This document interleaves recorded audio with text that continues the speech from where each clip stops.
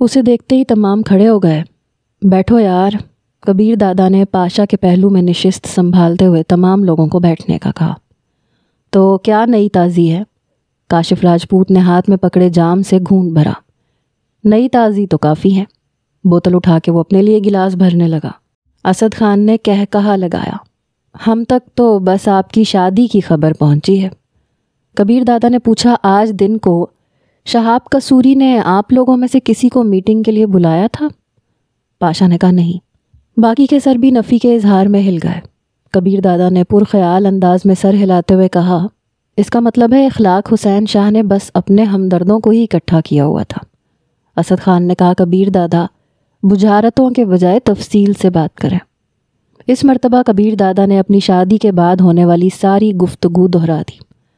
تو اس میں سراسر اخلاق حسین غلطی پہ ہے۔ پاشا نے فوراً اس کی طرفداری کی۔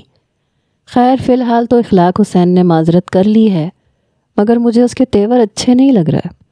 مجھے شک ہے کہ اخلاق حسین، ایس پی ضمیر، نقیب اور نوشاد آفریدی اندر ہی اندر کوئی کھیل کھیل رہے ہیں، اور یہی وجہ ہے کہ آج کی میٹنگ میں بھی آپ میں سے کسی کو نہیں بلایا گیا تھا۔ اب آپ ہم سے کیا چاہتے ہیں؟ پاشا مستفسر ہوا۔ وہ کبیر دادا کا شاگرد اور اچھا دوست تھا۔ کبیر دادا نے جواب دیا، مجھے بھی کسی کی طرفداری تو چاہیے ہوگی۔ یوں اکیلا میں تمام کا مقابلہ کر بھی لوں تو اپنا زیادہ نقصان کروا بیٹھوں گا۔ کبیر دادا، آپ اس لڑکی کے لیے 4 افراد کو قتل کر چکے ہیں، اور ہمیں اس پہ اعتراض بھی نہیں ہے۔ ہمیں شکوہ اس بات پہ ہے کہ آپ نے ایک گینگ کے سربراہ کو تشدد کا نشانہ بنایا ہے، اور اب وہ بدلہ لینے کے لیے آپ کے خلاف کوئی بھی کارروائی کرے گا تو یقیناً لڑائی چھڑ جائے گی، اور ایسی لڑائی میں نقصان کس کا ہوگا؟ فصیح الدین ایک لمحے کے لیے رکا اور پھر تمام پہ سرسری نگاہ دوڑاتے ہوئے گویا ہوا، ہم سب کا، اور ہم آپ کو یہی بات سمجھانے کی کوشش کر رہے ہیں۔ کبیر دادا اس کی دلیل سے متفق نہیں تھا، تو اس بارے میں اخلاق حسین کو سوچنا چاہیے تھا۔ اسد خان بولا، اس نے غلط کیا ہے، مگر آپ کو نقصان پہنچانے کی کوشش نہیں کی۔ آپ بھی اس کی کسی منظور نظر کو اٹھا لیتے۔ کبیر دادا نے طنزیہ لہجے میں کہا، اس کی بیٹی بھی جوان ہے۔ کبیر دادا، آپ اس کی عزت اچھال رہے ہیں۔ فصیح الدین متعرض ہوا، تو میری کوئی عزت نہیں ہے؟ ایک MNA اور گینگ کے سربراہ کی بیٹی اور ایک بازاری لڑکی کے درمیان فرق تو آپ جانتے ہیں۔ فصیح الدین، تمہیں شاید معلوم نہیں ہے کہ وہ بازاری نہیں، خاندانی لڑکی ہے، اور یقیناً اخلاق حسین کی بیٹی سے کئی گنا زیادہ عزت دار، شریف اور باکردار ہے۔ یہی وجہ ہے کہ وہ میری منکوہہ بن کے میری خوابگاہ میں داخل ہوئی ہے۔ تمہیں سمجھا اس لیے رہا ہوں کہ تم میرے مہمان بن کے بیٹھے ہو، اور تم اس لیے کہا کہ آپ کا لفظ تم جیسے کے ساتھ لگانا مناسب نہیں لگتا۔ فصیح الدین ہاتھ میں تھاما گلاس میز پہ رکھ کے کھڑا ہو گیا۔ شکریہ، اور اب ایسی جگہ بات ہوگی جہاں تمہارے پاس یہ بہانہ نہ ہو کہ میں تمہارے گھر میں مہمان بن کے بیٹھا ہوں۔ آپ لوگ تو لڑنے لگے۔ فصیح الدین صاحب پلیز بیٹھیں۔ کاشف راجپوت نے بات سنبھالنے کی کوشش کی۔ راجپوت صاحب، اب ہم کسی کو شمشیر دادا بننے کی اجازت نہیں دیں گے۔ کل شہاب قصوری کے ہاں اس مسئلے پہ تفصیلی بات چیت ہوگی، اور جو غلطی پہ ہوا اسے معافی مانگنی پڑے گی یا نتیجہ بھگتنا پڑے گا۔ یہ کہہ کے وہ لمبے قدم رکھتا ہوا باہر نکل گیا۔ شاید ہمیں بھی چلنا چاہیے، اسد خان نے خیال ظاہر کیا۔ میرا بھی یہی خیال ہے، شیر خان نے اس کی تائید کی۔ کیا میں نے غلط بات کی ہے؟ کبیر دادا اسد خان اور شیر خان کی طرف متوجہ ہوا۔ اسد خان نے کہا کہ اگر بات غلط نہیں بھی تھی تو آپ کا انداز ضرور غلط تھا۔ آنے کے لیے شکریہ۔ کبیر دادا نے کھڑے ہو کے دونوں سے مصافحہ کیا اور وہ دونوں بھی وہاں سے نکل گئے۔ البتہ کاشف راجپوت اور پاشا وہیں بیٹھے رہے۔ ان کے جاتے ہی پاشا نے کہا، اگر تھپڑ کی امان پاؤں تو ایک بات کہوں کبیر دادا۔ وہ کبیر دادا سے کافی بے تکلف تھا۔ کبیر دادا کی اجازت سے ہی تو اس نے علیحدہ گینگ بنایا تھا۔ کبیر دادا نے منہ بنایا، ایک تم ہی رہ گئے ہو، کہہ لو۔ کیا واقعی میں وہ آپ کو بہت پیاری ہے؟ نہیں، بالکل بھی نہیں۔ کبیر دادا نے نفی میں سر ہلایا۔ اگر اخلاق حسین نے بے غیرتی نہ کی ہوتی تو شاید آنے والی صبح میں اسے ہمیشہ ہمیشہ کے لیے واپس بھیج دیتا، لیکن اب میری انا کا مسئلہ آڑے آ رہا ہے۔ مجھے اس لڑکی کی نہیں اپنی پرواہ ہے، کیونکہ ایک ایسی لڑکی جسے میں عارضی طور پہ صحیح لیکن بیوی کا درجہ دے چکا تھا، اس پہ کوئی ہاتھ ڈالے، یہ میری غیرت کو گوارا نہیں ہے۔ اگر میں اسے نکاح نہ پڑھا کے لایا ہوتا تو یقیناً اتنا سخت رد عمل ظاہر نہ کرتا۔ پاشا بغیر لگی لپٹی بولا، آپ خود کو دھوکہ دے رہے ہیں یا ہمیں؟ کیا مطلب؟ کبیر دادا نے ناراضگی بھرے لہجے میں پوچھا۔ کبیر دادا، میں نے علیحدہ گینگ ضرور بنا لیا ہے، مگر کوشش کے باوجود آپ سے علیحدہ نہیں ہو پایا ہوں۔ میں ہر دوسرے دن آپ کے محافظوں سے تفصیلی بات چیت کرتا رہتا ہوں، آپ کے بارے میں معلومات لیتا رہتا ہوں، اور آپ کے محافظ بھی جانتے ہیں کہ میں کیوں آپ سے باخبر رہنا چاہتا ہوں، اس لیے وہ کوئی بات چھپاتے نہیں ہیں۔ اور آپ نے کل جس کیفیت کے تحت یہ ساری کارروائی کی ہے، اس سے ان سطحی ذہنیت کے محافظوں نے بھی اندازہ لگا لیا کہ آپ اپنے حواسوں میں نہیں تھے۔ آپ کو اس حالت میں انہوں نے پہلے کبھی نہیں دیکھا۔ ان کے نزدیک آپ اس لڑکی کو بہت زیادہ اہمیت دے رہے ہیں، اور یہ سچ ہے۔ تو میں گزارش کروں گا کہ آپ واپس لوٹ آئیں۔ آپ کا مقام اور شخصیت اس بات سے میل نہیں کھاتی کہ ایک لڑکی کے لیے بدنام ہو جائے۔ یار، آپ لوگوں کے نزدیک میری زبان کی کوئی اہمیت نہیں ہے؟ کیا مجھے اس بات سے تکلیف نہیں ہونی چاہیے کہ ایک لڑکی کو میں بیوی بنا کے لایا ہوں اور مجھ سے کم حیثیت کا آدمی اسے اٹھا کے لے جائے یا اس کے بارے میں بکواس کرنا شروع کر دے؟ پاشا بولا، آپ کے گینگ میں درجنوں ایسے افراد موجود ہیں جو اس کام کو بہتر طریقے سے انجام دے سکتے تھے، اور اس سے پہلے بھی آپ اپنے آدمیوں سے ہی یہ کام لیتے رہے ہیں۔ البتہ کوئی بہت ہی اہم کام ہو تو آپ خود تشریف لے کے جاتے ہیں۔ گویا اس چھوکری کو لانا نہایت اہم تھا۔ کیا آج تھپڑ کھانے کا ارادہ کر کے گھر سے چلے تھے؟ پاشا بے فکری سے بولا، مار لو کبیر دادا، ابھی تک میری عادات تبدیل نہیں ہوئی۔ آپ لوگ کیوں اسے میری محبوبہ بنانے پہ تلے ہیں؟ وہ جھلاتے ہوئے کھڑا ہو گیا۔ پاشا نے اس کو ہاتھ سے پکڑ کے دوبارہ بٹھا دیا۔ کبیر دادا، اخلاق حسین نے معذرت کر کے اس لڑکی کو آپ کی بیوی تسلیم کرتے ہوئے گویا سرنڈر کر دیا ہے۔ اب وہ جھگڑا ختم ہو جانا چاہیے، لیکن اس کے بعد ہمیں بلا کے یہ سارا قصہ دہرانے کی کیا ضرورت تھی؟ اگر آپ کے نزدیک اس لڑکی کی اہمیت نہیں تھی اور آپ اس ٹنٹنے کو ختم کرنا چاہتے تھے تو اسی وقت اخلاق حسین کے سامنے ہی اسے طلاق دے کے کہہ دیتے کہ بس آپ کی ضد پوری ہو گئی۔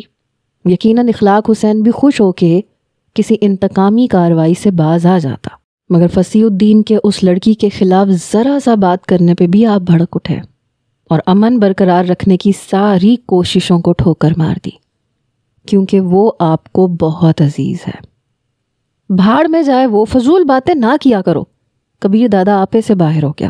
پاشا گھبرائے بغیر بولا، اچھا ٹھیک ہے، یوں ہے کہ آپ آج رات اس لڑکی کے ساتھ شغل کریں اور صبح سویرے کچھ دے دلا کے اسے چلتا کر دیں۔ نہ رہے گا بانس، نہ بجے کی بانسری۔ کبیر دادا پرخیال لہجے میں بولا، اخلاق حسین اسے تنگ کرے گا تو کرتا رہے۔ پاشا بے پرواہی سے بولا، آپ کی ذمہ داری دلاور شیخ تک محدود تھی، اسے پورے پاکستان کے مردوں سے بچانے کا ٹھیکہ آپ نے نہیں لے رکھا۔ آپ اس کے باڈی گارڈ نہیں، ایک گینگ کے سربراہ ہیں۔ خود کو اتنا ہلکا نہ کریں کہ ایک چھوکری کے لیے دوسروں کے ساتھ لڑائی جھگڑا مول لیتے رہیں۔ وہ بہت مظلوم ہے یار۔ کبیر دادا کا تھکا ہوا لہجہ ظاہر کر رہا تھا کہ اس کے پاس دلائل ختم ہو چکے ہیں۔ کاشف راجپوت اور پاشا کے ہونٹوں پہ مسکراہٹ نمودار ہو گئی۔ ان کے جانے کے 2-3 منٹ بعد اس کا سیکرٹری عظیم اجازت مانگ کے اندر داخل ہوا۔ دادا، ساحل والے اڈے پہ جانا ہوگا، 2 دن سے نہیں جا سکے۔ کبیر دادا نے دیوار پہ ٹنگی گھڑی پہ نگاہ دوڑائی۔ سوئیاں 10:30 بجنے کا اعلان کر رہی تھیں۔ کچھ لمحے سوچنے کے بعد وہ اپنے محافظوں کے نام لیتا ہوا بولا، امتیاز، باقر وغیرہ کو لے جاؤ ساتھ، میں واپس جا رہا ہوں۔ آپ اکیلے؟ عظیم نے کچھ کہنا چاہا مگر کبیر دادا کی تیز نظریں دیکھتے ہی گڑبڑا کے بات تبدیل کر دی۔ میرا مطلب ہے کار کے بغیر؟ سوزوکی کھڑی ہے نا، میں اس سے چلا جاؤں گا۔ کبیر دادا نے ہاتھ کے اشارے سے اسے جانے کا اشارہ کیا اور عظیم سر ہلاتا ہوا دروازے کی طرف مڑ گیا۔ صحن میں جاتی اس نے امتیاز پارٹی کو تیار ہونے کا حکم دیا۔ امتیاز نے کہا، کبیر دادا کو تو باہر نکلنے دو، وہ چاروں صحن میں کرسیاں لگا کے تاش کھیلنے میں مصروف تھے۔ کبیر دادا ساتھ نہیں جا رہے، وہ گھر واپس جا رہا ہے۔ یہ کہتے ہوئے عظیم کبیر دادا کی کار کی طرف بڑھ گیا۔ اتنی جلدی واپس جا رہے ہیں اور وہ بھی اکیلے؟ باقر نے حیرانی سے کہتے ہوئے ہاتھ میں پکڑے پتے میز پہ پھینکے۔ بخش نے کہا، تو کیا، دادا اکیلا بھی 10-15 افراد پہ تو بھاری ہے۔ بھئی دادا تو گیا کام سے، 10 بجتے ہی اسے بی بی حاجن کی یاد ستانے لگی ہے۔ باقر کی تقلید میں امتیاز بھی ہاتھ جاڑتا ہوا کھڑا ہو گیا۔ ویسے کیا کہتے ہو، یہ عشق کب تک قائم رہے گا؟ گاڑی میں بیٹھتے ہوئے امتیاز بخش کی طرف وہ متوجہ ہوا۔ بخش وثوق سے بولا، اتنی جلدی ختم ہوتا تو نظر نہیں آتا۔ کمبخت بلا کی خوبصورت اور معصوم ہے۔ آج صبح لان میں نماز پڑھ رہی تھی، پھر وہیں ٹہلتی رہی تو پٹا بھی سر سے نہیں سرکنے دیتی۔ پتہ نہیں ایک گینگسٹر کے ہاتھ کیسے چڑھ گئی۔ رخسار نے خیال ظاہر کیا، ایسی لڑکیاں حد درجے کی شوہر پرست ہوتی ہیں۔ خود سے تو اس نے کبھی طلاق نہیں مانگنی۔ امتیاز منہ بناتے ہوئے بولا، بات اس کی نہیں، بات کبیر دادا کی مرضی کی ہے۔ وہ اپنے حواسوں میں کب ہیں؟ باقر نے کہا لگایا۔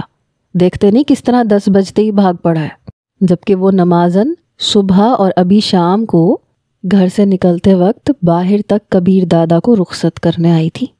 کار کے داخلی دروازے سے نکلنے تک وہیں کھڑی کبیر دادا کی طرف متوجہ رہی، اور دادا بھی بار بار مڑ کے یوں دیکھ رہے تھے جیسے مجنوں لیلا کو دیکھا کرتا ہے۔ تمام باقر کی بات پہ کھلکھلا کے ہنس پڑے۔ کار کے ہارن کی آواز کان میں پڑتے ہی وہ اچھل کے کھڑی ہوئی، بھاگتی ہوئی باہر نکل کے آئی۔ ڈرائنگ روم کے دروازے سے نکلتے ہی اس کی نظر سیمنٹ کی روش پہ رکتی ہوئی سوزوکی کار پہ پڑی، اور اس کی خوشی ایک دم ماند پڑ گئی۔ وہ کبیر دادا کی گاڑی نہیں تھی، یوں بھی وہ اکیلی کار میں سفر نہیں کیا کرتا تھا۔ وہ واپس مڑنے ہی لگی تھی کہ دروازہ کھول کے طویل قامت کبیر دادا کار سے برآمد ہوا۔ اس کے مایوسی بھرے چہرے پہ تبسم نمودار ہوا اور وہ وہیں جم گئی۔ کبیر دادا نے بھی اسے دیکھ لیا تھا۔ کار سے باہر نکل کے وہ اس سے انجان بنتا ہوا چوکیدار سے مخاطب ہوا، کار گیراج میں کھڑی کروا دو۔ جی دادا، یہ کہہ کے چوکیدار ڈرائیور کو بلانے چل پڑا۔ وہ دروازے کی طرف بڑھ گیا جہاں تناوش چہرے پہ تبسم بکھیرے کھڑی تھی۔ آ گئے آپ؟ اس کے قریب پہنچتے ہی وہ کبیر دادا کے بازو سے چمٹ گئی۔ کہا تھا نا تمہیں کہ تمہارے رومانس جھاڑنے سے مجھے کوفت ہوتی ہے۔ تو ملازمین کے سامنے منع کیا تھا نا، شوخی بھرے لہجے میں کہتے ہوئے وہ اس کے بازو سے چمٹی رہی۔ کالج کا یونیفارم کیوں پہنا ہوا ہے؟ اور کپڑے نہیں ہیں کیا؟ کبیر دادا جانتا تھا کہ وہ باز آنے والی نہیں ہے، اس لیے موضوع تبدیل کر دیا۔ کیوں نہیں ہے؟ لیکن میری سہیلیاں کہتی ہیں کہ یہ لباس مجھ پہ بہت پھبتا ہے اور ان کپڑوں میں میں زیادہ خوبصورت نظر آتی ہوں، بس اسی لیے پہن لیے۔ سچی کہتی ہیں؟ کبیر دادا کے اندر کہیں دور سے آواز ابری جسے اس کے ہونٹوں تک رسائی حاصل نہیں ہو پائی۔ اس نے منہ بنایا، تو خوبصورت لگنے سے کیا ہوگا؟ وہ شرارتی لہجے میں بولی، بیوی کا مقصد اپنے شوہر کو خوش کرنا ہوتا ہے۔ سوچا کہ شاید اس طرح آپ کو زیادہ پیاری لگوں۔ دماغ خراب ہے تمہارا۔ وہ تو ہے، اگر دماغ خراب نہ ہوتا تو آپ سے پیار کرتی۔ منت کس نے کی ہے؟ کبیر دادا کو جانے کیوں اس کی بات سن کے غصہ آ گیا۔ اپنا بازو اس کی گرفت سے آزاد کرتے ہوئے وہ صوفے پہ جا کے بیٹھ گیا۔ تناوش کھلکھلاتے ہوئے قالین پہ بیٹھ کے اس کے بوٹوں کے تسمے کھولنے لگی۔ غصے میں اور بھی پیارے لگنے لگتے ہو۔ Shut up. اسے لگا تناوش اسے چڑھا رہی ہے۔ ایسا بھی کیا غلط کہہ دیا؟ اس کے بوٹ اتار کے ایک جانب رکھتے ہوئے تناوش نے اس کے گھٹنوں پہ تھوڑی رکھ کے اس کی آنکھوں میں جھانکتے ہوئے پوچھا۔ وہ بیزاری ظاہر کرتے ہوئے بولا، اگر تمہارے رومانس میں تھوڑا وقفہ آ جائے تو میں لباس تبدیل کر لوں۔ کر لینا، ایسی بھی کیا جلدی ہے؟ اس کے ساتھ بیٹھ کے وہ اس کے ٹائی کی گرہ ڈھیلی کرنے لگی۔ پڑھائی ہو رہی تھی؟ میز پہ بکھری کتابیں دیکھتے ہوئے وہ پوچھنے لگا۔ ہاں، سوچا آپ سے اجازت مانگ کے امتحان میں بیٹھ جاؤں، 3-4 ہفتے بعد امتحان شروع ہوں گے۔ تو مجھے کیا اعتراض ہو سکتا ہے؟ کلاسیں تو ابھی تک لگ رہی ہیں۔ صبح عظیم کو کالج کا نام پتہ بتا دینا، وہ 3-4 دن کی چھٹی کروا دے گا۔ میرا مطلب ہے تم یہاں 2-4 دن ہی رہنا، اس کے بعد تو میری ذمہ داری ختم ہو جائے گی نا۔ یہ کہتے ہوئے کبیر دادا کو یاد آیا کہ وہ پاشا کو یہ کہہ کے آیا ہے کہ صبح اسے واپس بھیج دے گا، مگر تناوش کے سامنے آتے ہی اسے اپنا ارادہ کمزور پڑتا نظر آ رہا تھا۔ وہ کھلکھلاتے ہوئے پورے اعتماد لہجے میں بولی، آپ کی مرسیڈیز میں بیٹھ کے امتحان دینے جایا کروں گی، بس شیخ چلی کی طرح منصوبے بناتی رہا کرو۔ کیوں، خواب دیکھنے پہ پابندی ہے کیا؟ اس مرتبہ وہ اپنا دکھ چھپا نہیں پائی تھی۔ اس کی بات کبیر دادا کو برچھی کی طرح لگی۔ اس کی جانب سر گھماتے ہوئے وہ تسلی دیتا ہوا بولا، ٹسوے بہانے کی ضرورت نہیں ہے، یہ مرسڈیز تمہاری ہوئی، گھر جاتے ہوئے ساتھ لیتی جانا۔ مجھے مرسڈیز نہیں، مرسڈیز والا چاہیے۔ وہ جیسے پھٹ پڑی۔ ناممکن، وہ بگڑ کے بولا، میں یہیں رہوں گی، میں کہیں نہیں جانے والی، سمجھے آپ؟ دماغ خراب نہ کرو۔ تو ٹھیک کب تھا؟ زیادہ بکواس نہ کیا کرو، مار کھاؤ گی۔ اچھا چھوڑے نا جھگڑے کو، یہ بتائیں آج جلدی کیوں لوٹ آئے؟ میری پرچون کی دکان نہیں ہے کہ لگی بندی روز مرہ ہوگی، کوئی ضروری کام نہیں تھا تو لوٹ آیا ہوں، ممکن ہے کہ ابھی کال آ جائے اور جانا پڑے۔ اب تو نہیں جانے دوں گی۔ قریب ہو کے اس نے ایک سر کبیر دادا کے کندھے پہ رکھ دیا۔ جانتی ہو تمہاری محبت جتانے اور چاہت کے اظہار پہ مجھے کتنی کوفت ہوتی ہے، جی چاہتا ہے تمہیں لمحہ ضائع کیے بغیر گھر بھیج دوں۔ بیزاری ظاہر کرتے ہوئے بھی کبیر دادا نے اسے دور نہیں دھکیلا تھا۔ وہ شرارتی لہجے میں بولی، اگر وعدہ کرو کہ ایسا نہ کرنے پہ مجھے گھر نہیں بھیجو گے تو کبھی ایسا نہیں کروں گی۔ ابھی تک اس تحفے کو نہیں کھولا۔ اچانک کبیر دادا کی نظر اخلاق حسین کے دیے ہوئے تحفے پہ پڑی، جو ویسے ہی پیک شدہ تپائی پہ پڑا تھا۔ آپ کا دوست بظاہر تو اخلاق کا مظاہرہ کر رہا تھا، مگر مجھے یوں محسوس ہوا جیسے اس نے دل سے یہ تحفہ نہیں دیا۔ کبیر دادا کو اس چھوٹی سی لڑکی کے مشاہدے پہ خاصی حیرانی ہوئی۔ وہ اس بات میں سر ہلاتے ہوئے بولا، صحیح سمجھا، وہ دوست نہیں ہے، بس دوستی کا نقاب پہن کے آیا تھا۔ حقیقت میں وہ میرا اب سب سے بڑا مخالف ہے۔ تناوش اس کا بازو چھوڑ کے تپائی کی طرف بڑھی اور تحفے کو اٹھا کے کوڑا کرکٹ کی ٹوکری میں پھینک دیا۔ یہ کیوں؟ کبیر دادا نے حیرت بھرے لہجے میں بولا۔ وہ بے پرواہی سے بولی، دشمن سے میں زندگی کا تحفہ بھی قبول نہ کروں۔ وہ میرا دشمن ہے، کبیر دادا نے اسے یاد دلایا۔ تو آپ کے دشمن کو میں خیر خواہ سمجھ سکتی ہوں۔ کبیر دادا اس کی بات کا جواب دیے بغیر ڈریسنگ روم کی طرف بڑھ گیا۔ تناوش اپنی کتابیں سمیٹ کے اس کے پیچھے بڑھ گئی۔ لباس تبدیل کر کے وہ الماری کی طرف بڑھا۔ تناوش اس کے کپڑے ہینگر میں لٹکانے لگی۔ یہ الماری کو تالا کس نے لگایا ہے؟ میں نے۔ بیڈ کی طرف بڑھتے ہوئے وہ اطمینان بھرے لہجے میں بولی، بوتل نکال کے ریک پہ رکھ دی ہے نا؟ ریک سے بوتل اٹھا کے وہ صوفے پہ آ کے بیٹھ گیا۔ ایک اور بوتل بھی لے آؤ۔ ایک کافی ہے۔ تکیے پہ نیم دراز ہوتے ہوئے تناوش نے منہ شگافی کی۔ میں سمجھا نہیں۔ گلاس منہ سے لگاتے ہوئے وہ اس کی طرف متوجہ ہوا۔ میں نے کہا ہے کہ ایک بوتل پہ گزارا کریں۔ دماغ اپنی جگہ پہ ہے تمہارا یا کل والی بے عزتی بھول گئی ہے؟ تناوش خاموشی سے اسے گھورتی رہی۔ جواب دینے کی ضرورت اس نے محسوس نہیں کی تھی۔ کبیر دادا بھی مزید کچھ کہے بغیر پینے کی طرف متوجہ ہو گیا۔ بوتل خالی کر کے وہ اس کی طرف بڑھا۔ چابی کہاں ہے؟ اس نے اپنا ہاتھ آگے بڑھایا۔ تناوش نے اس کے بازو کو دونوں ہاتھوں سے پکڑ کے اپنی جانب کھینچا۔ بس کرے نا، ایک بوتل کافی ہے۔ دوں گا ایک، غصے بھرے لہجے میں کہتے اس نے تھپڑ تولا۔ دھمکی نہ دیں، مار لیں۔ تناوش نے اپنا رخسار اس کی جانب سیدھا کیا۔ بکواس بند کرو، چابی ادھر دو۔ کبیر دادا کا غصہ بڑھنے لگا۔ مجھے آدھا گھنٹہ دو، اگر سلا نہ دیا تو پی لینا۔ کبیر دادا کو زبردستی بٹھانے کی کوشش کرتے ہوئے تناوش نے لگاوٹ ظاہر کی۔ وہ زچ ہوتے ہوئے بولا، آخر تمہیں مسئلہ کیا ہے؟ مسئلہ یہ ہے کہ جو 2 دن یہاں ہوں مجھے بھی وقت چاہیے۔ وہ دھاڑا، نہیں ہو تم 2 دن یہاں، صبح دفع کر دوں گا تمہیں۔ اتنا غصہ کرتے ہیں آپ، ملازم سنیں گے تو کیا کہیں گے کہ چھوٹی سی لڑکی کو ڈانٹ رہے ہیں آپ؟ وہ اسے بچوں کی طرح پچکارنے لگی۔ چابی ادھر کرو۔ کہہ دیا نا، نہیں دوں گی۔ روزانہ ایک بوتل پہ گزارا کرنا پڑے گا۔ کبیر دادا جانتا تھا کہ ایک تھپڑ کھا کے اس نے بے ہوش ہو جانا تھا، اور زبانی کلامی وہ مان کے نہیں دے رہی تھی۔ وہ لہجے میں تھوڑی نرمی پیدا کرتے ہوئے بولا، دیکھو تناوش، میرے کاموں میں مداخلت کرنا بند کر دو۔ میں اپنا اچھا برا جانتا ہوں۔ اگر اچھی چیز ہے تو پھر میں بھی پیوں گی۔ وہ زچ ہوتے ہوئے بولا، تو منع کس نے کیا ہے؟ وہ کھلکھلا کے ہنسی۔ کتنے برے ہیں آپ، چھوٹی سی بچی کو شراب پینے کی ترغیب دے رہے ہیں۔ چابی ادھر کرو۔ کبیر دادا نے اپنا مطالبہ دہرایا۔ تناوش نے منت بھرے لہجے میں کہا، اچھا 1 منٹ بیٹھ کے میری بات تو سنے نا۔ بولو۔ بادل نخواستہ وہ بیڈ پہ بیٹھتے ہوئے مستفسر ہوا۔ تناوش نے اس کے کندھوں پہ ہاتھ رکھ کے زبردستی دھکا دے کے تکیے پہ لٹایا اور بالوں میں انگلیاں پھیرتے ہوئے بولی، میں سلا دیتی ہوں نا۔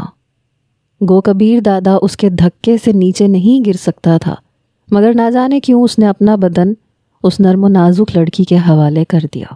تناوش کی ہٹ دھرمی پہ اسے غصہ آ رہا تھا، غصے کا اظہار بھی کیا، مگر کوئی انتہائی قدم نہیں اٹھا سکا۔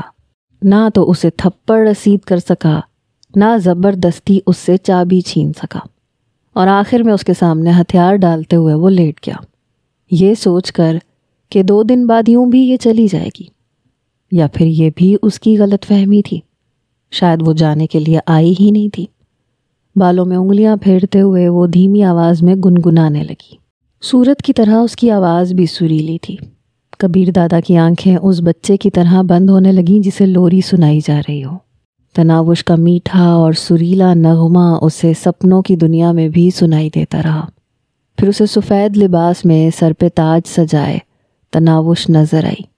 وہ اسے سامنے بٹھا کے کوئی عمل کر رہی تھی، شاید اسے ہپناٹائز کر رہی تھی یا کوئی اور قسم کا جادو کر رہی تھی۔ پوری طرح ٹرانس میں لینے کے بعد اس کی مدھر آواز نے کبیر دادا کی سماعتوں کو رونق بخشی۔ مجھے چھوڑیں گے تو نہیں نا؟ وہ منمنایا۔ نہیں۔ مجھے طلاق تو نہیں دیں گے نا؟ کبیر دادا نے نفی میں سر ہلایا۔ نہیں۔ کبھی بھی خود سے دور تو نہیں کریں گے نا؟ کبھی بھی نہیں۔ میری ہر بات مانیں گے نا؟ اس نے اس بات میں سر ہلایا۔ ہاں، دل و جان سے۔ مجھے شہزادیوں کی طرح رکھیں گے نا؟ وہ اسے یقین دلاتا ہوا بولا، شہزادیوں کو شہزادیوں کی طرح ہی رکھا جاتا ہے۔ میرے علاوہ آپ کی زندگی میں کوئی دوسری تو نہیں آئے گی نا؟ ناممکن۔ اس نے تصدیق چاہی۔ وعدہ کریں؟ کبیر دادا کے لبوں سے بے ساختہ پھسلا۔ وعدہ کرتا ہوں۔ اللہ پاک کی قسم کھائیں؟ اللہ پاک کی قسم کھاتا ہوں۔ وہ بے چوں چرا ہر بات کو حکم جان کے تسلیم کرتا گیا۔ تناوش کے لبوں پہ خوبصورت مسکراہٹ ابھری۔ جانتے ہیں بدلے میں کیا ملے گا؟ وہ مستفسر ہوا۔ تم بتا دو۔ وہ وارفتگی سے بولی، میری محبت، میری وفائیں، میری خدمت ہے۔ کیا سودا منظور ہے؟ دل و جان سے۔ مکرنا جانا تم بھی۔ میں نہیں مکروں گی، کبھی بھی نہیں۔ کبھی بھی نہیں؟ وعدہ کرتی ہو؟ سونے رب کی قسم کھاتی ہوں، ہمیشہ ساتھ رہوں گی، ساتھ رہوں گی، ساتھ رہوں گی۔ منظر دھندلایا اور تناوش دھیمے قدموں سے پیچھے ہٹنے لگی۔ کہاں جا رہی ہو؟ مت جاؤ، میرے قریب آؤ۔ اس نے تناوش کو روکنا چاہا، مگر وہ مسکراتے ہوئے پیچھے ہٹتی رہی۔ اس نے جھپٹ کے اسے پکڑنا چاہا اور ایک دم اس کی آنکھ کھل گئی۔ خوابگاہ میں روشنی اسی طرح جل رہی تھی۔ وہ تکیے پہ کوہنی ٹیکے میٹھے سروں میں گنگنا رہی تھی، اور اس کی نرم ملائم انگلیاں کبیر دادا کے بالوں میں سرسرا رہی تھیں۔ وہ وعدے کے مطابق اس کے ساتھ تھی۔ کبیر دادا ابھی بھی خواب کے زیر اثر تھا۔ اس نے تناوش کی طرف سر گھمایا۔ وہ خواب جتنی ہی پیاری اور منموہنی لگ رہی تھی، بس سفید لباس اور سر پہ رکھے تاج کی کمی تھی۔ اس کا جی چاہا کہ وہ خواب کی طرح ہی اس سے عہد و پیمان باندھے، اسی طرح دھونس جما کے وعدے قسمیں لے، مگر وہ اس کے احساسات سے بے خبر چاہت بھری مسکان ہونٹوں پہ سجائے ہولے ہولے گنگنا رہی تھی۔ شاید یہ سارے وعدے اور قسمیں وہ بغیر کہے پورا کرنے کا ارادہ رکھتی تھی۔ کبیر دادا زیادہ دیر اس کے ملیح چہرے کا دیدار نہیں کر سکا۔ ایک دم اس نے ہاتھ بڑھایا اور اسے بالکل قریب گھسیٹ لیا۔ اس کے ساتھ ہی اس کے ہاتھ نے بیڈ سائڈ پہ لگا تیز روشنی کا بٹن بند کرتے ہوئے ہلکی نیلے رنگ کی روشنی جلا دی۔ صبح ناشتے کے وقت اسے کبیر دادا کا گزشتہ کل والا وعدہ نہیں بھولا تھا۔ کبیر دادا نے ناشتے کا پہلا نوالہ اپنے ہاتھ سے کروانے کا وعدہ کیا تھا، اور پھر ایک نوالے کا وعدہ کرنے والے نے بظاہر ناک بوں چڑھاتے ہوئے تناوش کو پورا ناشتہ اپنے ہاتھ سے کروا دیا۔ اس کے رخصت ہوتے وقت تناوش نے حسب عادت منہ میں کچھ بڑبڑا کے اس پہ پھونکا۔ اس کے ساتھ ہی اس کی ٹائی کی گرہ درست کرتے ہوئے وہ دھیرے سے بولی، کس وقت لوٹیں گے؟ کبیر دادا نے اپنے دل میں جھانکا جو کہہ رہا تھا کہ کہیں جانے کی ضرورت ہی کیا ہے، لیکن اس کے لبوں سے بالکل متضاد بات نکلی۔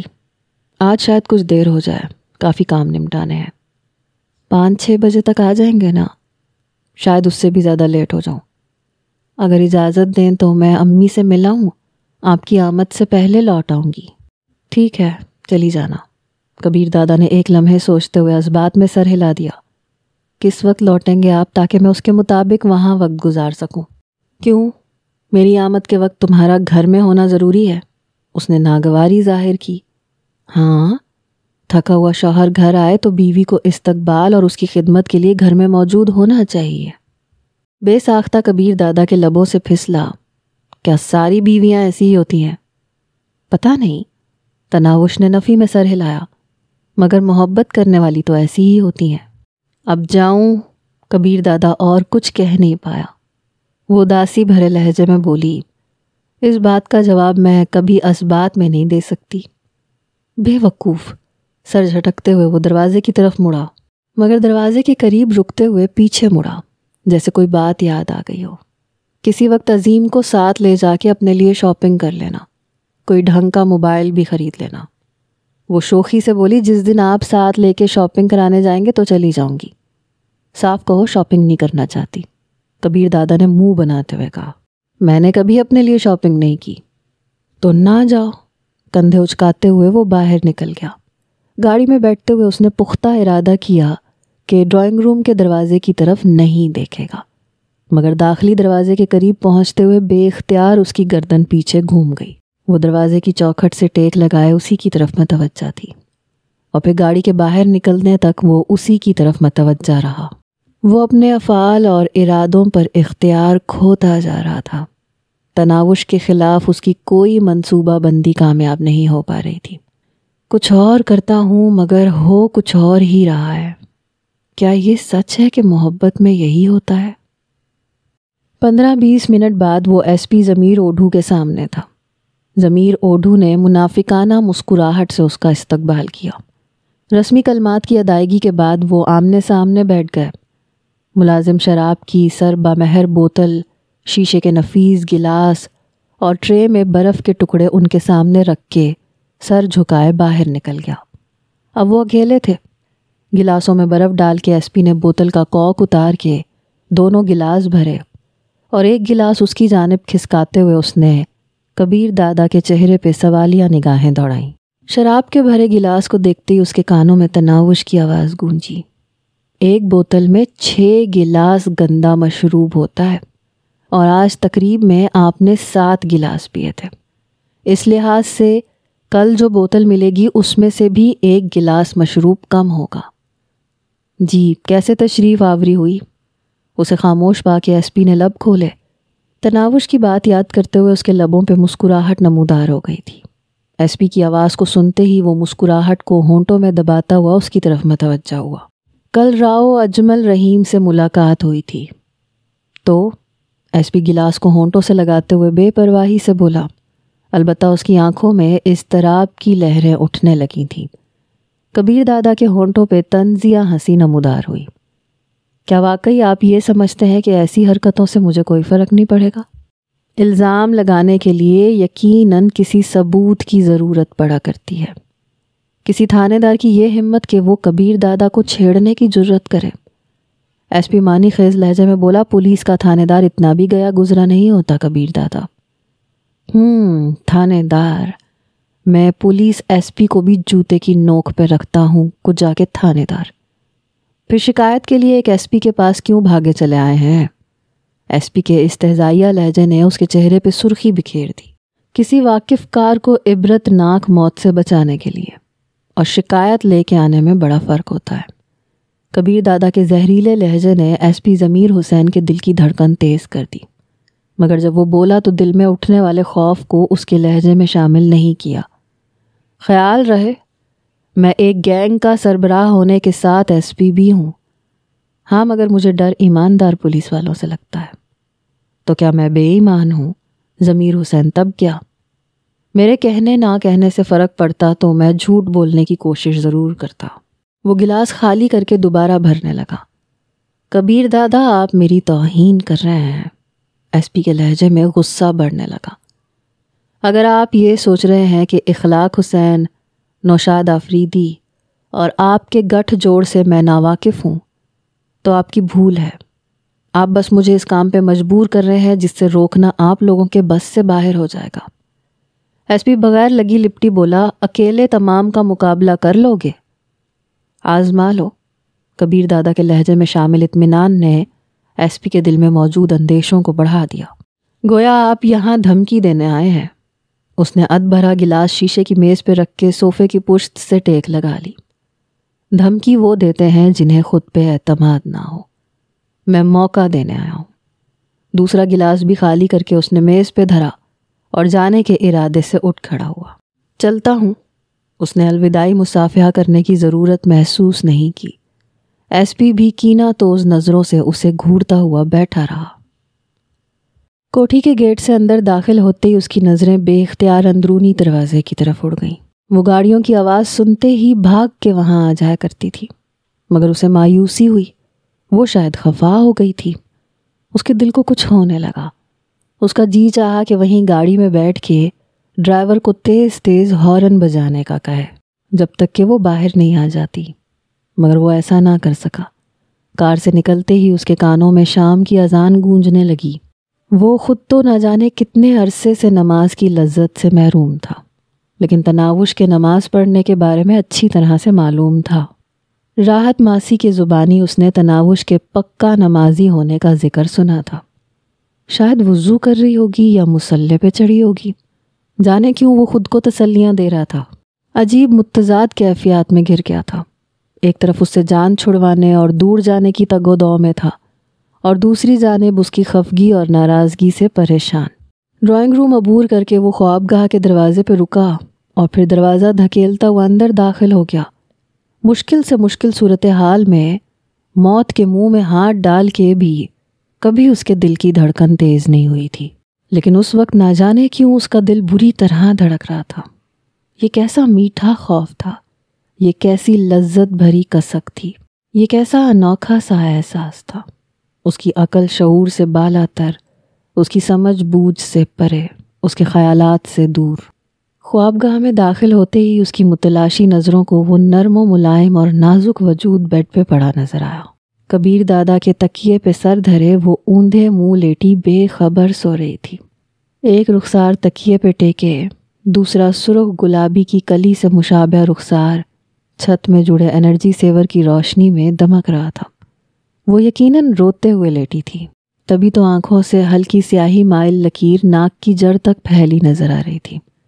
جینز کی تنگ پتلون اور پھولدار گلابی قمیض اس کے جاذب نظر خد و خال کو اور زیادہ اجاگر کر رہی تھی۔ سیاہ زلفیں پشت پہ یوں بکھری تھیں جیسے آسمان پہ کالی گھٹائیں چھائی ہوں۔ بڑی مشکل سے اس کے سراپے سے نگاہیں چرا کے اس نے خوابگاہ میں نظریں دوڑائیں۔ کھڑکی کے پردے ابھی تک ہٹے ہوئے تھے۔ صوفے کے سامنے پڑی شیشے کی میز پہ پکوڑوں کی بھری پلیٹ اور ساتھ چٹنی کی کٹوری رکھی تھی۔ پلیٹ میں ایک آدھ کھایا پکوڑا بھی موجود تھا۔ کبیر دادا نے بے اختیار وہ ادھ کھایا پکوڑا اٹھا کے منہ میں ڈال لیا۔ وہ ٹھنڈا ٹھار پکوڑا بھی اسے دکان کے گرم پکوڑوں سے بہت زیادہ لذیذ اور مزیدار لگا۔ وہ کھڑکی کے پردے برابر کرنے لگا۔ بارش رک گئی تھی مگر آسمان ابھی تک بادلوں سے ڈھکا نظر آ رہا تھا۔ پردے برابر کر کے وہ صوفے پہ آ کے بیٹھ گیا۔ نامعلوم وہ کس وقت جاگتی، اچانک ایک خیال بجلی کے کونڈے کی طرح اس کے دماغ میں ابھرا۔ اسے نماز کے لیے بھی تو جگایا جا سکتا ہے۔ وہ جلدی سے اس کی طرف بڑھا۔ اس کا ہاتھ ریشمی زلفوں کی طرف بڑھا مگر اس سے پہلے ہی اس کا ہاتھ رخ تبدیل کر کے اس کی کوہنی کو پکڑ لیا اور ہلانے لگا۔ وہ فوراً جاگ گئی۔ آپ آ گئے؟ اٹھتے ہوئے اس نے توبہ شکن انگڑائی لی۔ اس کی آواز میں خفگی یا ناراضگی کا کوئی اثر موجود نہیں تھا۔ وہ شام کی اذان ہو گئی ہے۔ اسے اذان کے بارے میں مطلع کر کے وہ صوفے پہ جا بیٹھا۔ اچھا؟ اس کی سستی بھری حرکت ایک دم صورت میں تبدیل ہوئی اور وہ غسل خانے کی طرف بڑھ گئی۔ تھوڑی دیر بعد وہ لباس تبدیل کر کے غسل خانے سے باہر نکل رہی تھی۔ کالج کے لباس کی آستینیں نیچے کھسکائے ہوئے وہ گوری کوہنیوں کو ڈھکتے ہوئے خوابگاہ کے دروازے کی طرف بڑھ گئی۔ کبیر دادا نہ چاہتے ہوئے بھی اسے گھورتا رہ گیا۔ وہ بھی دروازے سے نکلنے تک کبیر دادا کو شوخی بھری مسکراہٹ سے نوازتی رہی۔ وہ سوچنے لگا بہتر ہوگا کہ یہ چلی جائے، میں پاشا کو کہہ دوں گا کہ اسے حفاظت سے کسی خفیہ مقام پہ منتقل کر دے۔ پاکستان کے کسی بھی دوسرے شہر میں اسے اچھا سا گھر اخلاق حسین اور نوشاد آفریدی جیسے کمینوں سے محفوظ رکھ سکتا ہے۔ وہاں پہ یہ کسی بھی شریف اور محبت کرنے والے مرد سے شادی کر کے اپنی بقیہ زندگی پرسکون انداز میں گزار سکتی ہے۔ پتہ نہیں محبت کی دعوے دار کبھی مجھے یاد بھی کرے گی یا جان چھٹی سو لاکھوں پائے جیسی کہاوت کے مصداق شکرانے کے نوافل ادا کرتی رہے گی۔ اس تلخ سوچ نے اس کے منہ میں کڑواہٹ گھول دی۔ نہیں، وہ ایسی نہیں ہے۔ دل کے کسی کونے سے ایک نحیف سی آواز برآمد ہوئی۔ ابھی تھوڑی دیر پہلے میرے نہ آ سکنے پہ وہ بچوں کی طرح روتے روتے سو گئی تھی، تو ہمیشہ کے لیے دور جا کے کیوں نہیں یاد کرے گی؟ کچھ بھی ہے، اس کا دور جانا میرے لیے بھی فائدہ مند ہے اور اس کے لیے بھی بہتر ہے۔ یقیناً میری زندگی میں اس کی گنجائش نہیں نکلتی۔ اس نے حتمی فیصلہ کیا۔ اسی وقت دروازہ کھول کے وہ اندر داخل ہوئی۔ نماز کے انداز میں چہرے اور سر کو ڈھانپنے والے دوپٹے سے بس چاند سا مکھڑا دمکتا ہوا نظر آ رہا تھا۔ گہرے سیاہ بال اور سراہی دار گردن چھپ گئے تھے۔ یہ پکوڑے اور چٹنی بھی آپ کو بددعا دے رہے ہوں گے۔ خفگی اور ناراضگی بھرے الفاظ شوخی اور شرارت بھرے لہجے میں ادا کر کے وہ اس کے ساتھ ہی جڑ کے بیٹھ گئی۔ بددعا دینے کے علاوہ تم کر ہی کیا سکتی ہو؟ کبیر دادا نے منہ بنایا۔ اللہ نہ کرے، وہ اتنی صورت سے بولی کہ کبیر دادا حیران رہ گیا۔ میں آپ کو بددعا دوں گی؟ ایسا سوچنے سے پہلے مر نہ جاؤں؟ اس کے لہجے میں شامل خلوص کو تعارف کی چندہ ضرورت نہیں تھی۔ یہ کہتے ہوئے اس نے کبیر دادا کے شانے پہ سر ٹیک دیا تھا۔ تم ذرا کھڑی ہو کے میری بات سنو۔ اس کے لہجے میں کوئی ایسی بات ضرور تھی کہ وہ متوحش ہو کے اس سے دور ہٹی اور اس کی آنکھوں میں جھانکنے لگی۔ کیا بات؟ وہ ہکلائی۔ کھڑی ہو جاؤ تاکہ تمہیں یہ بات اچھی طرح ذہن نشین ہو جائے۔ کبیر دادا کا بیگانہ اور سرد لہجہ برقرار تھا۔ جی، وہ سعادت مندی سے سر جھکا کے کسی چھوٹی بچی کی طرح اس کے سامنے کھڑی ہو گئی۔ کالج کے کپڑوں میں وہ یوں بھی اپنی عمر سے چند سال چھوٹی ہی دکھائی دے رہی تھی۔ بار بار سمجھانے کے باوجود تمہیں میری بات کی سمجھ کیوں نہیں آ رہی؟ آخر کیا مسئلہ ہے تمہارے ساتھ؟ میرے نرم رویے اور نظر انداز کرنے کی عادت کا تم غلط مطلب لے رہی ہو۔ تمہیں میرے مقام، شخصیت اور کردار کا کوئی احساس ہے یا مجھے اسکول کا لڑکا سمجھ رکھا ہے؟ رومانس بھرے پیغامات، بار بار گھنٹیاں کرنا، پکوڑے، بارش اور دوسری بکواسیات، یہ سب کیا ہے؟ اور میرا نام تم کس خوشی میں لے رہی تھیں؟ دنیا مجھے کبیر دادا اور کبیر علی خان صاحب کہہ کے مخاطب کرتی ہے، اور تم یوں کبیر کہہ رہی تھی جیسے میں تمہارا ملازم ہوں۔ کیا لگتا ہے کہ تم دنیا میں اکیلی خوبصورت ہو؟ اور تم جیسی میری زندگی میں تم سے پہلے کبھی کوئی نہیں آئی۔ تم جنت کی حور ہو یا کوہکاف کی اپسرا ہو؟ یہ واہیات اور بھونڈے چونچلے مجھے کوفت میں مبتلا کر دیتے ہیں۔ خبردار، جو آئندہ مجھے کوئی بھی پیغام بھیجا یا رومانس وغیرہ کا بھوت خود پہ سوار کیا، اگر یہاں رہنا ہے تو اسی طرح رہنا ہوگا جس طرح کا وعدہ کر کے تم یہاں آئی تھی۔ یاد ہے تم نے بڑے عزم سے کہا تھا کہ ایک رکھیل کی طرح رہوں گی، بس نکاح پڑھا لو۔ اب نکاح پڑھا لیا ہے تو تمہارے پر پرزے نکلنا شروع ہو گئے ہیں۔ طلاق کا لفظ منہ سے نکالنا اتنا بھی مشکل نہیں ہے، اور نہ میں کوئی مولوی یا تبلیغی جماعت کا نمائندہ ہوں کہ گناہ اور ثواب کے ڈر کو خود پہ مسلط رکھوں گا۔ آخری بار تنبیہ کر رہا ہوں، دوبارہ شکایت کا موقع نہ دینا۔ میں کیا کر رہا ہوں، کیا کھا پی رہا ہوں، کس سے واسطہ رکھ رہا ہوں، اس سے تمہیں کوئی مطلب نہیں ہونا چاہیے۔ جس دن یہاں تنگ آ جاؤ بتا دینا، میں واپس گھر بھیج دوں گا۔ کبیر دادا کے منہ میں جو آیا وہ کہتا چلا گیا۔ تلخ الفاظ اور سخت جملے سن کر بھی اسے توہین کا احساس نہیں ہوا۔ کبیر دادا کا لہجہ اسے سراسر مصنوعی لگ رہا تھا، یوں جیسے وہ بے بس ہو گیا ہو، یا شاید یہ اس کی خوش فہمی تھی۔ کبیر دادا کی بات ختم ہوتی اس نے جھکا ہوا سر اٹھایا، اس کی روشن آنکھوں میں شرارت اور شوخی چھلکی، اور وہ پوچھنے لگی، جواب دینے کے لیے بیٹھنے کی اجازت ہے یا کھڑے ہوئے ہی جواب دوں؟ محسوس نہیں ہو رہا تھا کہ اسے کبیر دادا کی تلخ باتیں ذرا بھی بری لگی ہیں۔ گہرا سانس لیتے ہوئے کبیر دادا نے بے ساختہ آنے والی ہنسی کو قابو کیا۔ بیٹھ جاؤ، اپنے مخصوص انداز میں اس کے ساتھ جڑ کے بیٹھتے ہوئے وہ اطمینان بھرے لہجے میں بولی، کھانا لاؤں؟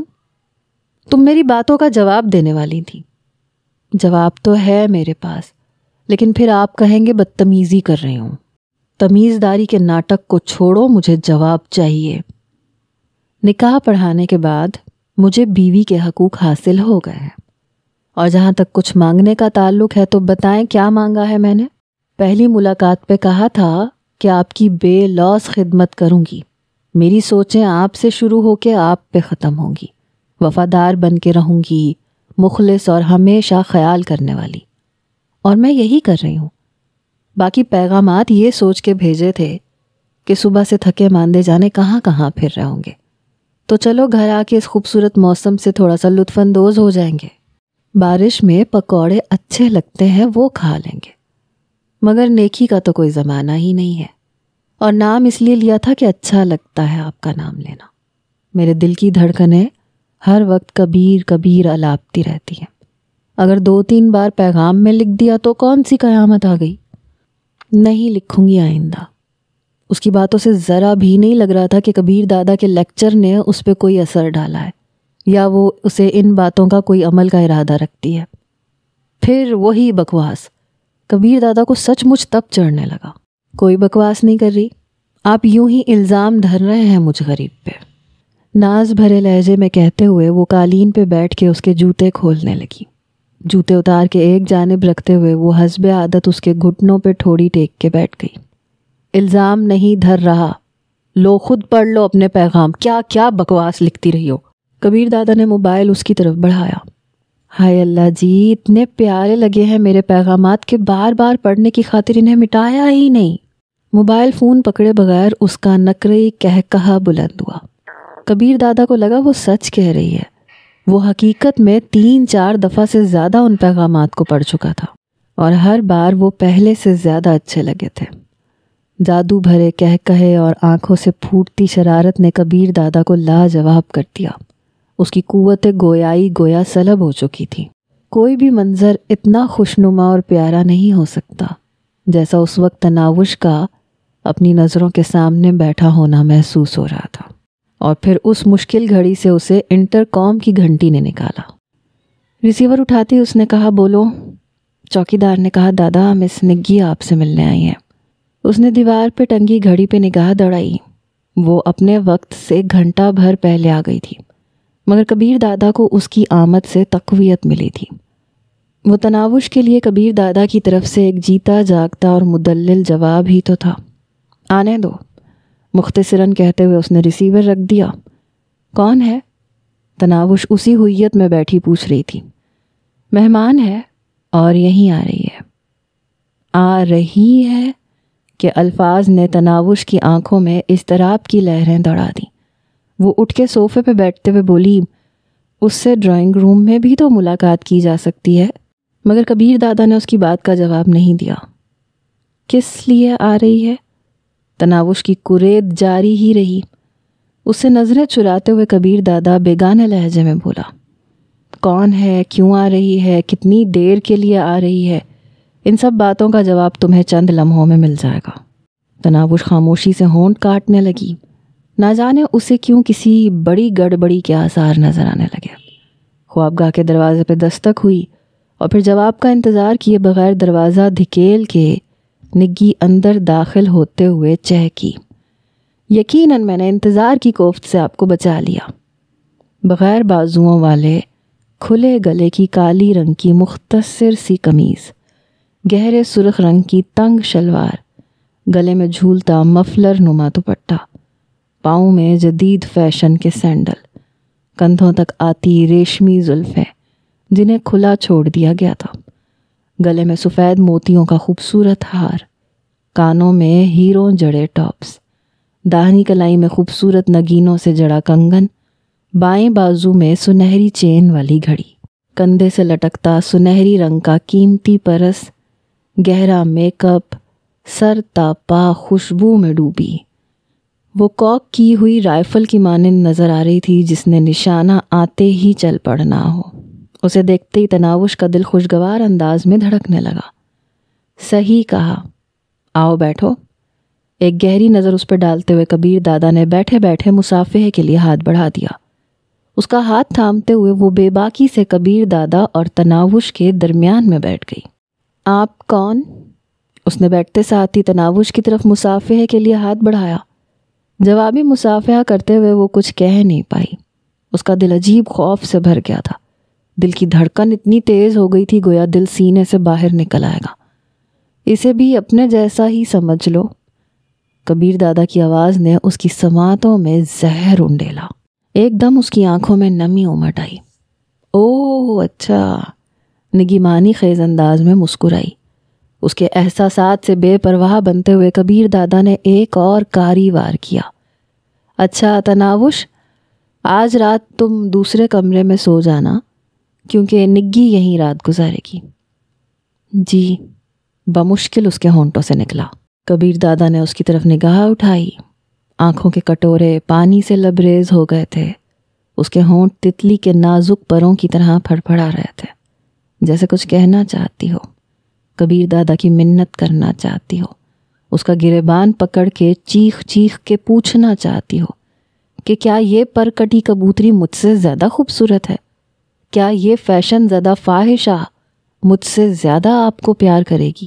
آخر مجھ میں، میرے پیار میں ایسی کون سی کمی رہ گئی؟ کیا آپ نے اسے بلا لیا؟ مگر پھر وہ ساری انکہی باتیں اپنے دل میں دباتے ہوئے اپنی جگہ سے اٹھی اور نظریں جھکائے خوابگاہ کے دروازے کی طرف بڑھ گئی۔ آنکھوں میں بھرا پانی کسی بھی وقت چھلک سکتا تھا۔ گلابی ہونٹ ابھی تک لرز رہے تھے۔ دروازے کے قریب جا کے رکتے ہوئے اس نے گہرا لمبا سانس لیا۔ ایک درد بھری سسکی اس کے ہونٹوں سے پھسلی۔ کبیر دادا پہ شکایت بھری نگاہ ڈال کے وہ باہر نکل آئی۔ ایک دم اس کا جسم لرزنا شروع ہو گیا۔ ٹانگوں نے جسم کا بوجھ اٹھانے سے جواب دے دیا۔ دیوار کے ساتھ بیٹھ کر وہ نیچے کھسکتے ہوئے قالین پہ بیٹھ گئی۔ کافی دیر سے رکے ہوئے اشک کسی برساتی چشمے کی طرح ابلنے لگے۔ اسے پہلے دن سے کبیر دادا سمیت ہر آدمی نے بتا دیا تھا کہ کبیر دادا کا کردار کیسا ہے، مگر اس کے باوجود بے قابو ہوتی حالت اس کی سمجھ سے باہر تھی۔ کبیر دادا نے تو کبھی یہ اقرار نہیں کیا تھا کہ وہ اس کی زندگی میں آنے والی آخری لڑکی ہے، یا یہ کہ وہ اسے پیاری ہے، اور کبیر دادا کو اس کے جذبات کا احساس ہے۔ اس کے برعکس وہ ہر آن ہر لمحہ اسے یہ احساس دلاتا تھا کہ اس کی وہاں موجودگی عارضی ہے، اور اس کی اہمیت کبیر دادا کے نزدیک ایک رکھیل سے بڑھ کر بالکل بھی نہیں ہے۔ اس نے نکاح بھی اس کی ضد یا خواہش کو مد نظر رکھ کے پڑھایا تھا۔ پھر اتنی کھلی ڈلی وضاحت اور اعتراف کے بعد یوں غیر ہوتی حالت کا کوئی جواز نہیں بنتا تھا، مگر وہ بے بس ہو گئی تھی۔ اس وقت اسے معلوم ہوا کہ کبیر دادا اس کے دل کی گہرائیوں میں اتر چکا ہے۔ بھائی کی موت کا بدلہ چاہنے والی کو اب معلوم ہو رہا تھا کہ وہ ایک عذاب میں جکڑی جا چکی ہے۔ اسے ایک گینگ کے سربراہ، ایک غنڈے، درجنوں آدمیوں کے قاتل، شرابی بد کردار شخص سے محبت ہو گئی ہے۔ اس کے ساتھ اکیلے کمرے میں ایک لڑکی کی موجودگی اس کے دل کی دنیا کو زیر و زبر کر گئی تھی۔ وہ تو لاشعوری طور پہ کبیر دادا کو فقط اپنا سمجھ بیٹھی تھی۔ اس نے تو سوچ لیا تھا کہ وہ بس مصنوعی بیزاری اور کوفت ظاہر کرتا رہے گا، مگر نہ وہ اسے گھر بھیجے گا اور نہ کسی دوسری لڑکی کی طرف متوجہ ہوگا۔ اپنی خوبصورتی پہ، اپنی کشش پہ اسے بھرپور اعتماد تھا۔ وہ یہ بھول گئی کہ کبیر دادا کے نزدیک اس کی حیثیت ایک لذیذ پکوان جتنی تھی، جو پیٹ بھرنے کے بعد اچھا نہیں لگا کرتا، ایک صاف اور شفاف ٹشو جیسی تھی جس سے ہاتھ صاف کر کے ٹوکری میں پھینک دیا جاتا ہے، ایک کھلونے جتنی تھی جسے جی بھر کے کھیلنے کے بعد توڑ دیا جاتا ہے یا کسی کو بخش دیا جاتا ہے، ایک لباس جتنی تھی جو پسندیدہ ہونے کے باوجود مسلسل نہیں پہنا جا سکتا۔ اچانک راحت خالہ کسی کام سے ڈرائنگ روم میں داخل ہوئیں۔ اسے یوں دیوار سے پیٹھ لگائے روتا دیکھ کے وہ تیر کی طرح اس کی طرف بڑھی۔ کیا ہوا بیٹی؟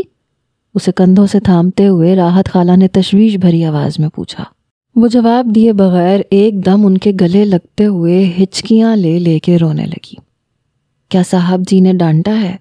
راحت خالہ نے اندازہ لگایا، مگر وہ خاموش ٹسوے بہاتی رہی۔ کچھ تو بتاؤ خالہ کی جان، ہوا کیا ہے؟ کیوں اتنا رو رہی ہو؟ راحت خالہ گلوگیر ہونے لگی۔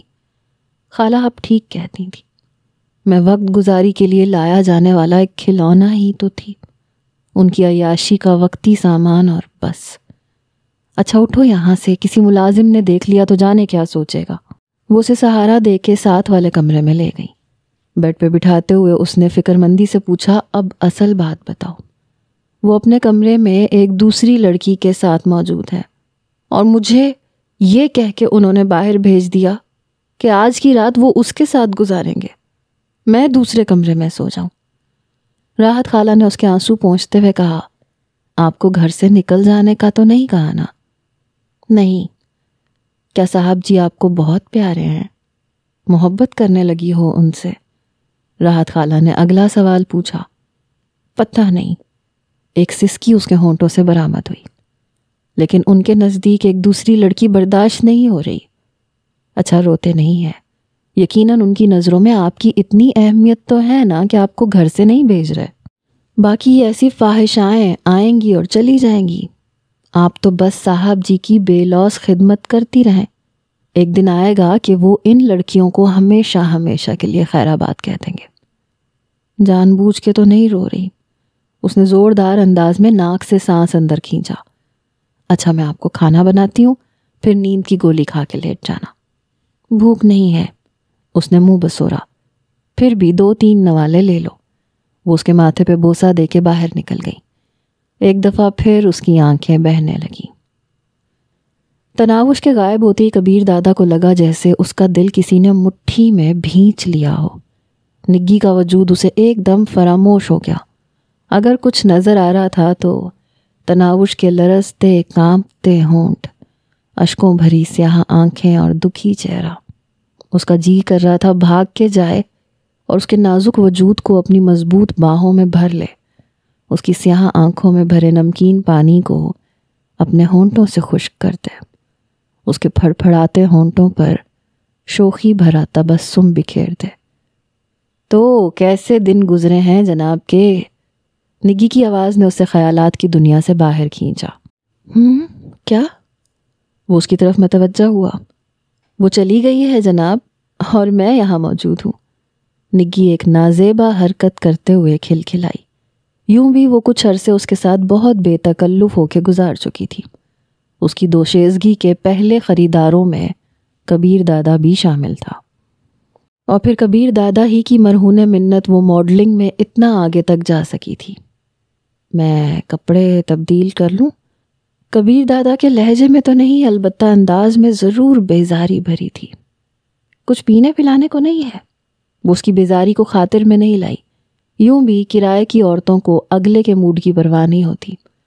کبیر دادا کی نگاہیں شراب کی تالا لگی الماری کی جانب اٹھیں، اور اس کے دماغ میں تناوش کی معصومیت بھری آواز گونجی۔ میں نے ناپے ہیں، اس گندے مشروب کی بوتل میں 6 گلاس ہوتے ہیں۔ مسکرانے کیوں لگے؟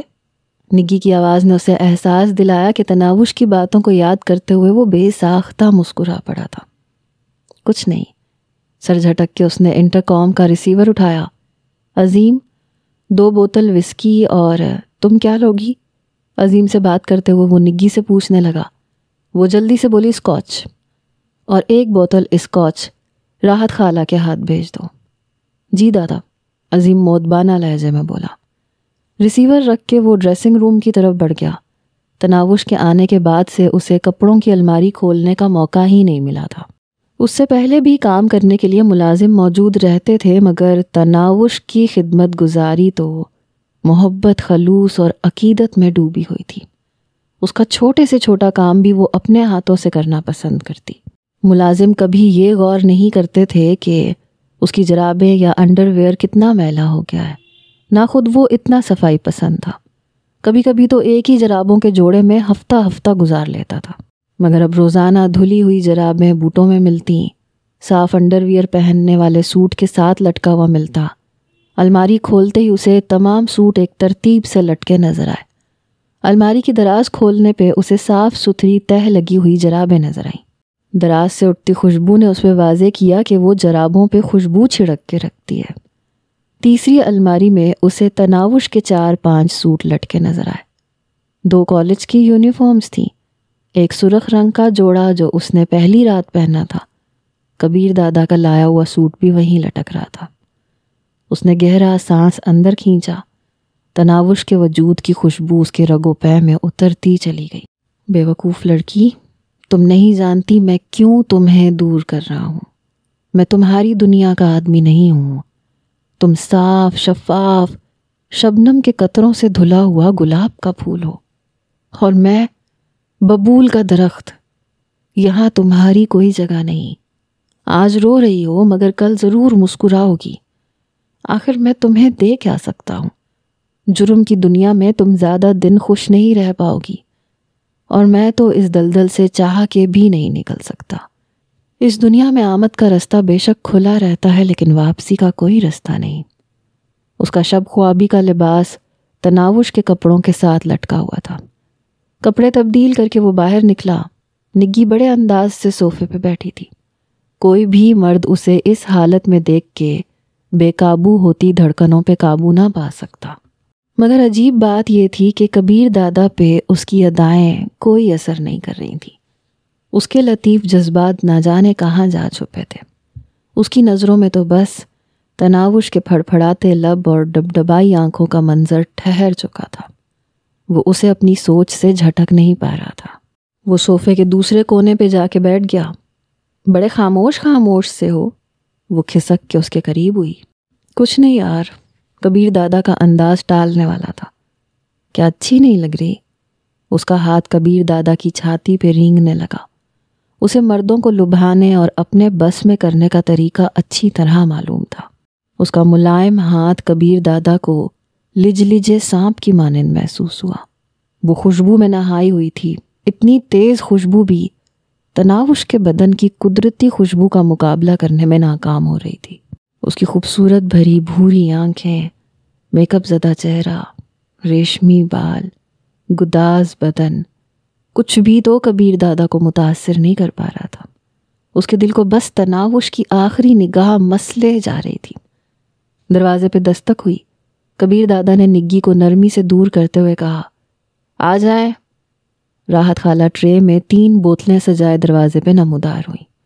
اس نے نظر بھر کے نگی کو دیکھا اور شیشے کی میز پہ ٹرے رکھ کے واپس مڑ گئی۔ اس کی آنکھیں نگی کو دیکھتے ہوئے قہر برساتی ہوئی لگ رہی تھیں۔ نگی نے کہا، کچھ کھانے کو بھی منگوا لو، یا بھوکا رکھنے کا ارادہ ہے؟ راحت خالہ بات سنیں۔ کبیر دادا راحت خالہ کو آواز دے کے اس کی طرف متوجہ ہوا۔ کیا کھاؤ گی؟ وہ دل ربائی سے بولی، کچھ اچھا سا منگوا لو۔ ڈرائیور کو بھیج کے 3-4 قسم کے اچھے کھانے منگوا لیں۔ اس نے چناؤ کی ذمہ داری راحت خالہ پہ چھوڑ دی۔ جی صاحب جی۔ اور ہاں، تناوش سے پوچھ کے اس کے کھانے کے لیے بھی کچھ منگوا لینا۔ راحت خالہ کے چہرے پہ خوشی نمودار ہوئی۔ جی صاحب جی کہہ کے وہ دوبارہ مڑ گئیں۔ یقیناً کبیر دادا کو تناوش کا خیال تھا، ورنہ وہ یوں نہ کہتا۔ کتنا خیال رکھتے ہو اپنی دلہن کا۔ وہ برف لینے کے لیے مٹکتے ہوئے فریج کی طرف بڑھ گئی۔ کبیر دادا نے اس کے نظر بہکاتے وجود سے بے نیاز ہو کے صوفے کی پشت سے ٹیک لگائی اور آنکھیں بند کر لیں۔ تناوش کا اداس چہرہ ایک دم اس کی آنکھوں کے سامنے نمودار ہوا۔ ڈبڈبائی آنکھیں، لرزتے ہونٹ اسے بے کل کر رہے تھے۔ جانے کیوں اسے یقین تھا کہ وہ رو رہی ہوگی۔ برف لا کے نگی نے اپنے لیے اسکاچ اور اس کے لیے وسکی کا جام تیار کیا۔ کیا سوچ رہے ہو؟ اپنا جام اٹھا کے وہ اس کے قریب کھسک آئی۔ اس وقت کبیر دادا نے تناوش کے لرزتے ہونٹوں کے سامنے ہتھیار ڈال دیے۔ اس کے دماغ میں ایک ترکیب ابھری۔ نہیں، اسے یوں اذیت دینا ٹھیک نہیں ہوگا، پہلے اسے پیار سے سمجھا دوں، اپنے ساتھ رہنے کی قباحتیں اور نقصانات گنوا دوں۔ جب وہ یہ مان کر گھر جانے پہ راضی ہو جائے تو پھر پاشا کو بھی اطمینان ہو جائے گا اور مجھے بھی۔ ابھی تک تو وہ رو رو کے خود کو بے حال کر چکی ہوگی۔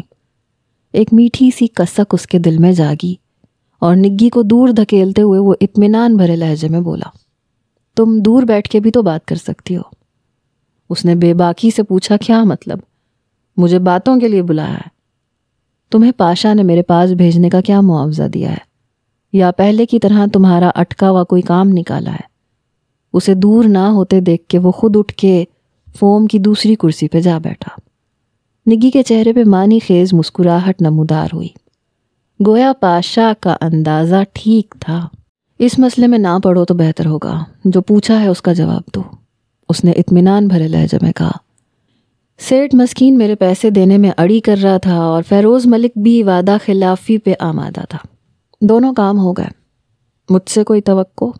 وہ بے شرمی سے بولی۔ ہاں، مجھے ڈھیر سارا پیار کرو، وہ بیزاری سے بولا۔ اس موضوع کو رہنے دو، کچھ اور مانگو۔ کیا دے سکتے ہو؟ وہ گھاٹ گھاٹ کا پانی پیے ہوئے تھی۔ کبیر دادا کا انداز اسے یہ باور کروانے کے لیے کافی تھا کہ یہاں اس کی دال نہیں گلنے والی، اور پھر تناوش کی خوبصورتی اور کم عمری نے بھی اس پہ واضح کر دیا تھا کہ اس کا جادو سر چڑھ کے بول رہا ہے۔ فیروز ملک نے کیا وعدہ خلافی کی ہے؟ ایک ڈرامہ سیریل میں مرکزی کردار دینے کا وعدہ کیا تھا، 2 راتوں کا منہ مانگا معاوضہ وصول کیا تھا، اور اب ٹرخانے پہ آمادہ ہو گیا تھا۔ اس نے کچھ بھی چھپانے کی کوشش نہیں کی تھی۔ نادر حبیب خاکوانی کو جانتی ہو؟ ہائے اللہ، کس کٹھور کا نام لے دیا، ہم جیسوں کو تو گھاس ہی نہیں ڈالتا۔ موبائل فون ادھر کرو۔ کبیر دادا نے میز پہ رکھا اپنا سیل فون مانگا۔ یہ لے۔ نگی نے موبائل اٹھا کے اس کی جانب بڑھایا اور خود اس کی کرسی کے ساتھ ہی کھڑی ہو گئی۔ کبیر دادا نادر حبیب کا نمبر ڈھونڈ کے رابطہ کرنے لگا۔ نگی کا کام بنوا کے کبیر دادا نے رابطہ منقطع کر دیا۔ You are so sweet, I love you. نگی نے رابطہ منقطع ہوتے ہی اس سے لپٹنے کی کوشش کی۔ کبیر دادا اسے دور ہٹاتے ہوئے بولا، تم چاہتی ہو کہ میں خاکوانی کو منع کر دوں؟ Sorry sorry sorry. وہ پیچھے ہٹ کے صوفے پہ جا بیٹھی۔ اب تم پھوٹنے کی کرو، پاشا پوچھے تو کہنا کہ ساری رات میرے ساتھ تھی۔ دروازے پہ دستک ہوئی اور کبیر دادا کے آ جاؤ کہنے پہ راحت خالہ بڑی سی ٹرے میں 3-4 ڈونگے سجائے اندر داخل ہوئیں۔ کھانا تو کھا لوں نا؟ اس نے راحت خالہ کو دیکھتے ہوئے پوچھا۔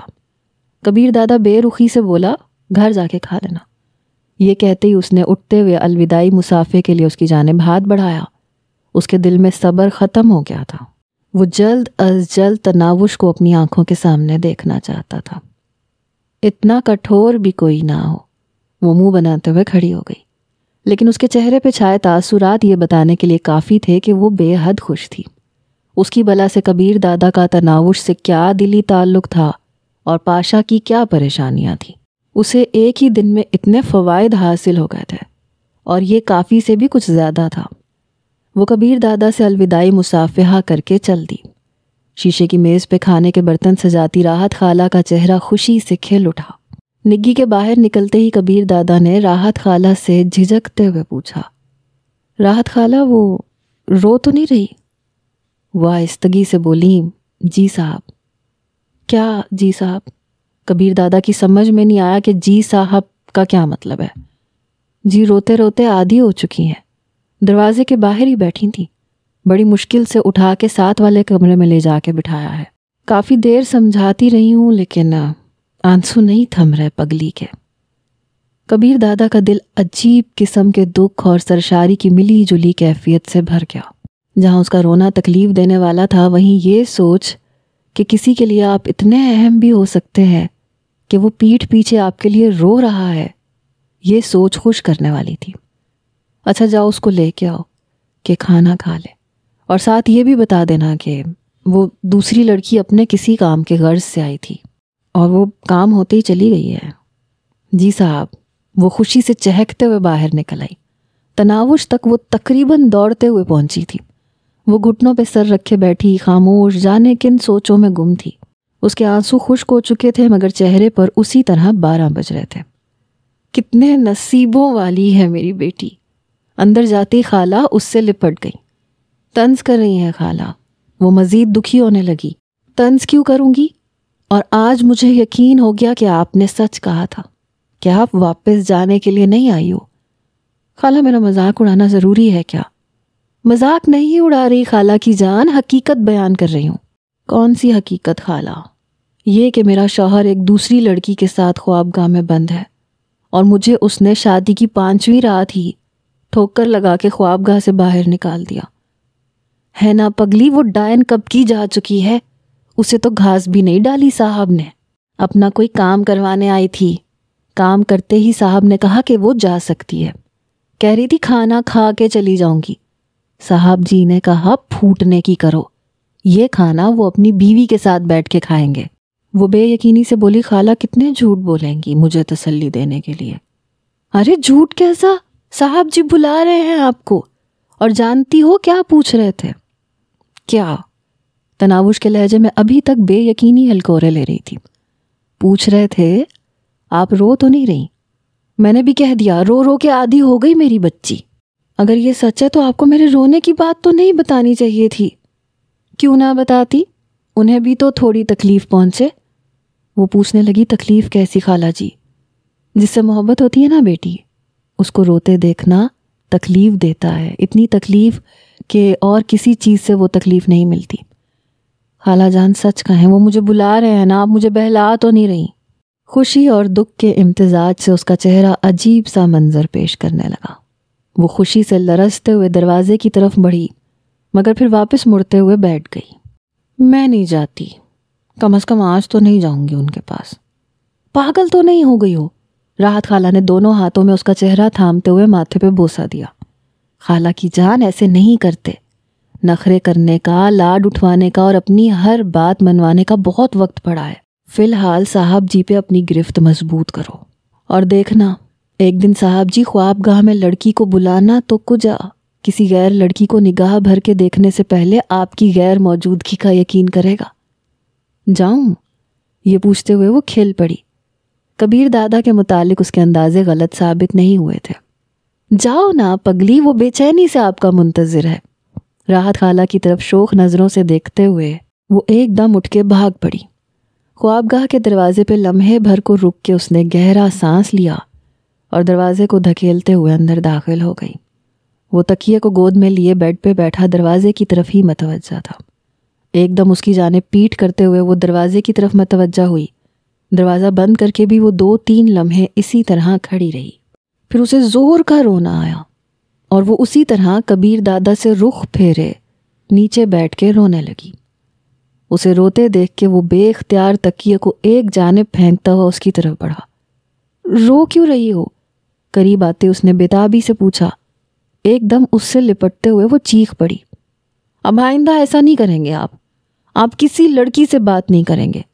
آپ بے شک مجھے دھتکارتے رہیں، میری کوئی بات نہ ماننا، ہر بات پہ میری بے عزتی کرنا، مگر کسی لڑکی کی طرف میں توجہ نہ ہونا، ورنہ مجھے کچھ ہو جائے گا۔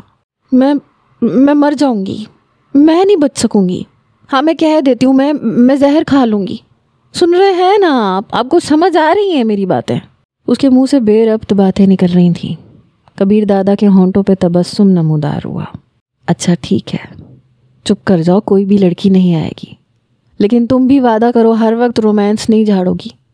نہیں کرتی وعدہ، پیغام بھی بھیجوں گی، اپنے ہاتھ سے کھانا بھی کھلانا پڑے گا، گندا مشروب بھی نہیں پینے دوں گی، اور آپ کو جلدی لوٹ کے گھر آنا پڑے گا، اور کبیر بھی کہوں گی، کبیر کبیر کبیر۔ وہ اس سے چمٹی سسکیاں بھرتے ہوئے کہتی رہی۔ اچھا ٹھیک ہے، جھگڑا ختم کرو، چلو کھانا کھاتے ہیں۔ کبیر دادا نے صلح کی پیشکش کی۔ پیچھے ہٹتے ہوئے اس نے آنسو صاف کیے۔ مسکراتی آنکھوں کے آنسوؤں کی بھی اپنی کشش ہوتی ہے۔ اشکوں سے دھلی کالی سیاہ آنکھوں نے کبیر دادا کو مسحور کر دیا۔ ایک کم عمر لڑکی اس کے اعصاب پہ پوری طرح حاوی ہو چکی تھی۔